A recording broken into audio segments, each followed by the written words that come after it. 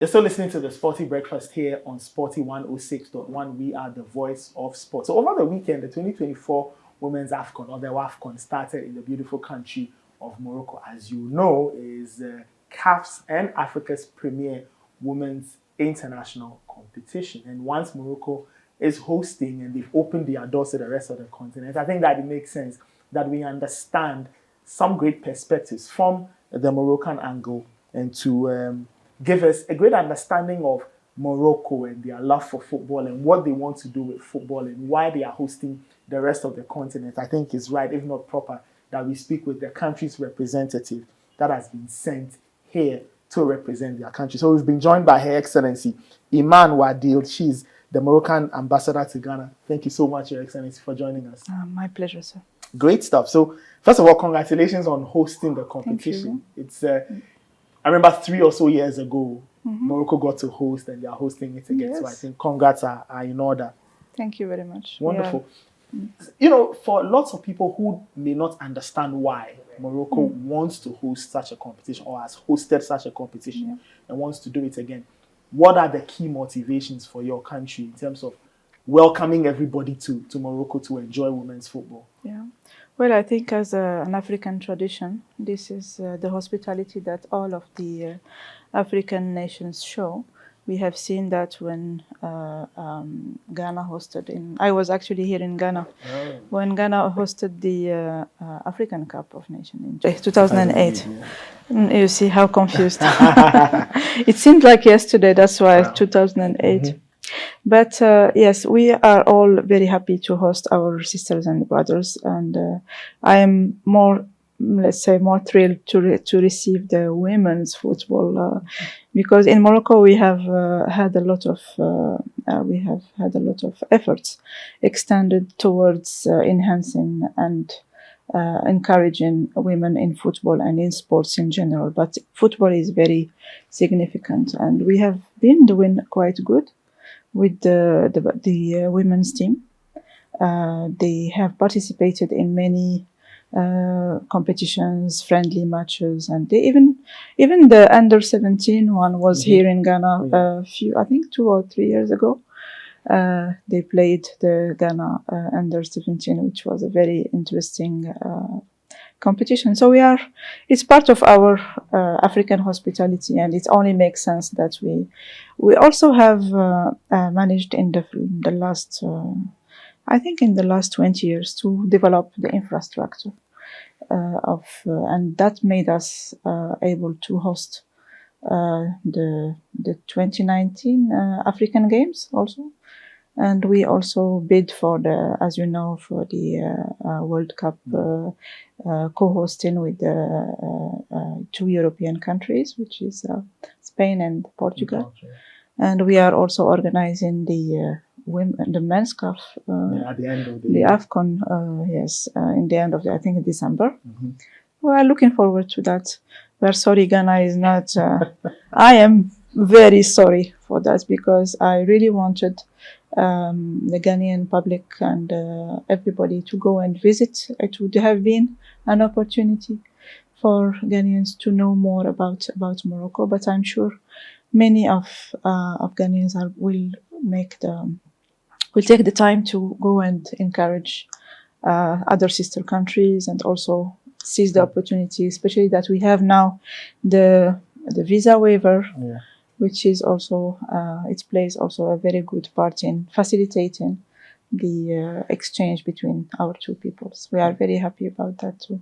Great. So you've highlighted, the women's AFCON, the men's AFCON that you will host in a few months, the World Cup that you're going to host with Portugal and Spain in a few years. Why is the Kingdom of Morocco trying these very big things? Well, as I said, we have developed the right infrastructure, and we also, as part of our belief that we need to encourage intra-African dialogue, and also we need to do more with each other. And instead of for us to be always trying to play in other countries, in other continents, and contemplating the experiences of other continents and other countries all around the world, we need to work on ourselves, and we need to exercise to do that once. Maybe it's not up to our standards. Maybe next time improve it, and also have the input from our brothers and sisters that have the same background and the same experiences. And it's also, I think, mostly it's encouraging Africans to trust in themselves. And we know that we have the capacities, we have the men, we have the women, we have everything to do things correctly and well, and to impress even the rest of the world, which have had a lot more experience and who has done more strides in these competitions. I think it's a good example, and all the countries in Africa are able to do this and more. But we need to have more confidence in ourselves. So I think that the experience that we had with the AFCON in Côte d'Ivoire, it was very successful. It was a wonderful competition. It was a wonderful competition. We are trying to outdo. We have this ambition, but we are very happy that a sister country like Côte d'Ivoire had that big achievement, and everybody left happy. In our case, we are not very happy with the results, but we don't mind. It's just, it's experience building, and I think it's very good for us as Africans, and we need to encourage each other. Great. Let's talk about the Women's AFCON. So Morocco started off drawing 2-2 with Zambia. I guess it's not the greatest way to start the competition, but what are your own personal expectations of the Moroccan women's team? I think, as every competition, the best will take the best team will carry the day, of course. But it's a good experience for the girls to have this competition, and because every time when we have our teams play in another African country, these teams would complain about, okay, the weather was not good, we didn't exercise much. But if we keep playing in each other's atmosphere, and I think it's helpful. Well, for us, it's we hope also to do well, but it's fine. It's fair. It's a fair game. Yes, you made the final in the last edition, and you lost to South Africa. So I'm sure you hope that you get that chance again. Yes. This time to win. Yes, why not? This time maybe it would be nice if we win in our own country. It would be very good for the public and for the image of the tournament. But I don't think it's we need to focus on that. It's not the most important. The most important is to have this experience and to organize a very good, successful tournament where everybody is happy and everything is at the standards that we all are looking forward to. You mentioned image of the country, and in diplomacy, that's very important. Of course. Right? How other people view your country. So as the Moroccan representative here in Ghana, how do you think the rest of Africa sees Morocco now that you are doing all these big things in terms of sport? There's a women's AFCON, men's AFCON World Cup. The Moroccan team made the semi-final of the World Cup. How do you think this enhances Morocco's diplomatic standing or status and image globally through all these sporting things you're doing? I think it's a very good, the sports diplomacy is very important. We have come to measure it when we qualified for the semi-finals for the World Cup in Qatar. It gave a huge publicity for Morocco, and some people, even in Ghana, I used to meet some people that they didn't know where Morocco was on the map. And after the World Cup tournament in Qatar and the exceptional achievement of our Moroccan team, then people became very curious about visiting. Where Morocco? What? Okay, they know Hakimi, they know Ziyech, they know some of the names who are playing in European clubs and big ones as that, but they didn't. Okay, Morocco. but it really gave a huge publicity, and I think organizing these events is also encouraging. We received many visitors after the World Cup. Are you able to put a number to how many people who were curious enough to come and visit? We have the numbers of the global tourism for last year. We received almost 18 million visitors. 18 million? 18 million, almost. It was 17.7 or something, but it's almost 18 million visitors. And I think it's very good, especially that now we are facilitating a visa. Actually, the visa waiver that we started with Ghana in the last month. Yeah. It started exactly on the evening of the 6th of June. Okay. It was the 7th June, midnight. And we have delivered almost 800 authorization of travel. That is, you go online, you just put your phone number, your passport copy, and within 24 hours, if it's a working day, 24 hours, you get it. You don't pay any fees. It's online. You don't have to come to the embassy. You don't have to worry. You live in Tamale, you live in Kumasi, you can access it by internet, and you can go. So as I said, we have delivered almost 800, and usually last year the numbers for the visas were 1,500 for the whole year. I see. And you've already done 800 in 1 month. Which is very encouraging, and it also shows the interest and curiosity of Ghanaian people to go and visit Morocco. We hope sometime we will get the reciprocity and that also our Moroccan people can come and visit Ghana. I'm sure they will really appreciate as much as I personally appreciate being in Ghana. I see. For the last 11 years. You've been here for 11 years. You've seen different things happen. Yes, well, actually not in a row. I served in Ghana as Deputy Head of Mission from 2007 to 2012. I left in 2012, came back as Ambassador in 2019, July. So next 25th of July, it will make 6 years. You spoke about the AFCON later this year. You mentioned a few players. Hakimi, Ziyech, yes. There's Yassine Bono. Yassine Bono, yes. Amrabat and Youssef Nesri, all these wonderful players.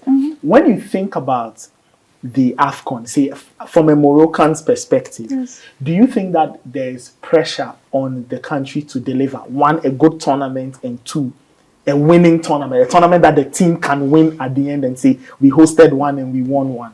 Yes, of course. Our Moroccan citizens that are going to move to the stadiums, they will be expecting the same performance that they saw in Qatar. They wouldn't be expecting the performance they traveled all the way from Morocco to Côte d'Ivoire to see. No. So they really are. They will be expecting much more, and I hope our national team would be up to the expectations.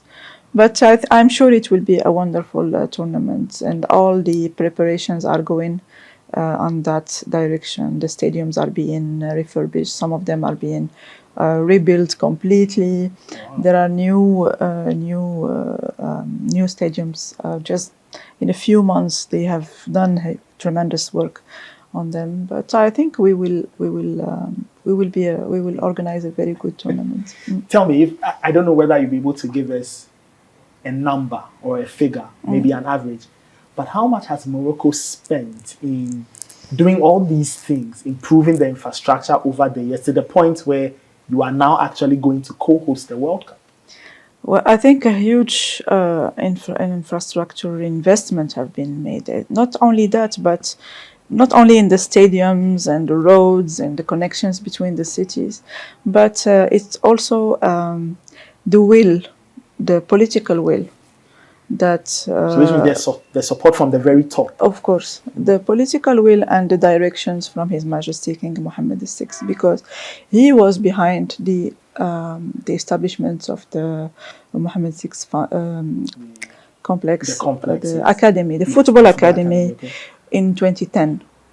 This academy have been a milestone for our football, and many of our players, the biggest legend in Ghana's football, Abidi Pele, who is a good friend of mine.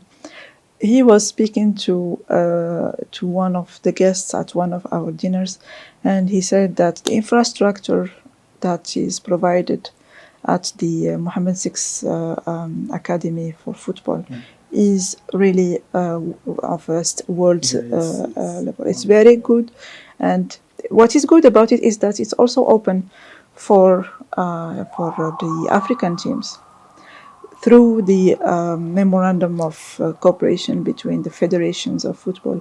I know for certain that the Ghana Federation of Football has such a memorandum of cooperation with the Moroccan Federation, and they organize camps and for the teams to go and play there and train. It's an African facility. It's not only for the Moroccan teams.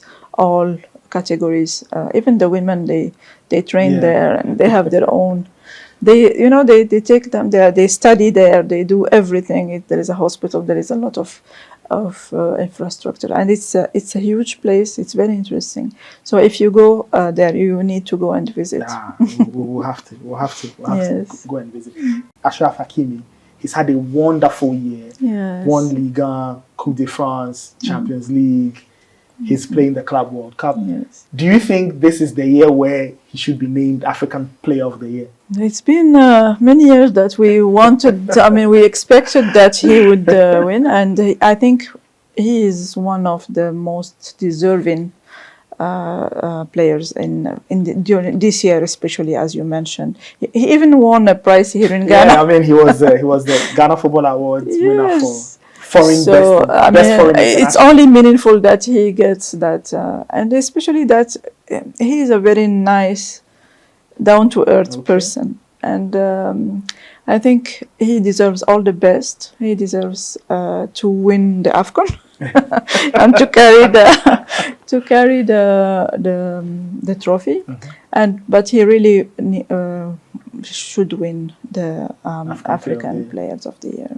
We'll see what happens. We'll see what happens. When the but voting is done. For us, he already won. Tell me personally, do you have any favorite Moroccan football moment? Like, what's your favorite Moroccan football moment? I think the one during the World Cup in Qatar, they really made me go and watch a football match. Everybody won't watch one. No, it's too much pressure for me. I can't stand the stress. So everybody at the embassy, they told me, no, we need to go. You know that we are not many Moroccans in Ghana, in Accra especially. We are maybe 180 or something. So they told my colleagues here, they said, oh, madam, please, let's go and watch the game against Portugal together at a cafe. I said, okay, fine. It's just close to my house, so I said, let's go. And then I went there, and everybody was carrying the Moroccan flags, and they were we were playing Portugal. So for me, as I'm not a football person, I don't know much about it. And I said, Portugal, they have good players. Ronaldo came from there, so and then I watched like this. You had to cover. I said, cover your face. And I turned, and I was really, it was really stressed. But then we won, and it was amazing. That feeling, we drove all the way from Jaulu to here because they wanted to raise the flag at the embassy, and it was a real moment of joy. It was even for me better than the next game, because that feeling of when you are proud, it's really amazing. Nothing beats that feeling. Beats that. Nothing at all. I mean, you can't quantify it. No. You can't even explain how it feels. You're just happy. You're just happy. Wonderful. Final question: what will you tell somebody who has never been to Morocco? Right? Why should they go to Morocco? What are some of the most interesting things about Morocco people will discover when they go to watch the Women's AFCON that's currently happening? My advice is to go with the desire to discover a very ancient culture, very ancient people, and a very welcoming one at that. Mm-hmm. And just go there with no preconceived ideas, and let yourself let it flow, and mix with the people, talk with the people, and then don't go to Casablanca and sit at the airport. Or you have to take some time to visit the whole length of Morocco. Go to the northern side. It's Mm-hmm. very nice and welcoming. And in Morocco, it's what is very surprising is the difference between each and every city. Mm. Some cities are completely different. When you go to Essaouira, that is on the Atlantic Ocean, it's something, it's ancient, Mm-hmm. it's modern, Mm-hmm. and it has a vibe, a really African vibe. The music there is completely different. You go to Marrakesh, there is no beaches, but the whole city is ochre red, and you find you are connecting with the earth. Mm-hmm. And with all the tourism infrastructure, the nightlife and everything, but also some very historic monuments, some very interesting sightseeing that you should do there. For the sports people that do want to do the kite surfing, Dakhla has become now a major spot. People come from all over the world for the kite surf competitions, worldwide. And it's very interconnected by plane, by road, we have a very good infrastructure in terms of highways, trains, very fast train. We have the fastest train of Africa for now, and we are going to expand the line while preparing for the World Cup. Okay. So a lot of investment is going towards the improvement of infrastructure for us to be able to welcome people in a good way, Yeah. in the best way. That is, we are already good now, but we are doing better. Your Excellency, Yes. thank you so much. My And pleasure. all the best to the Moroccan team in the women's AFCON. Hopefully it's a Ghana-Morocco final. We hope so. Thank you so much, Your Excellency Thank Imane Ouaadil. She's the Moroccan ambassador to Ghana. And listeners, it's been a wonderful chat. You're still listening to the Sporty Breakfast. We'll be right back after this. Don't go anywhere.